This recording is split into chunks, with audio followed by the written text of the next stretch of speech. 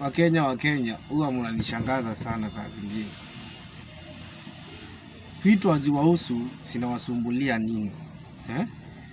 Mwenye hizo vitu yeye mwenyewe haja complain, hajasema sifutwe. Mtu mwingine anaenda anavuta.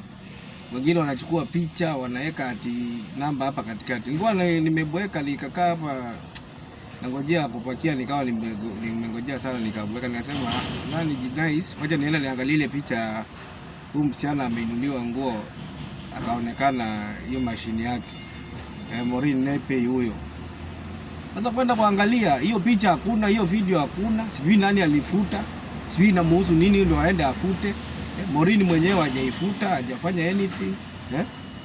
Kwenda kuangalia hakuna. Haya, ni wengine wanachukua hizo video wana cut short, wanaweka manamba hapa katikati pale inainuliwa. Ikiinuliwa uone chochote, unaona tu manamba hapa katikati. Hiyo ni madharau gani jamaa? Vitu zingine zinanishangaza sana. Watu wa vitu wasiwahusu wanaenda kushikilia. Mlifuta ya nini? Mlitoa ya nini? Mnaficha na hiyo namba ili iweje? Sasa angalia nimeendelea kubweka, acha nibweke.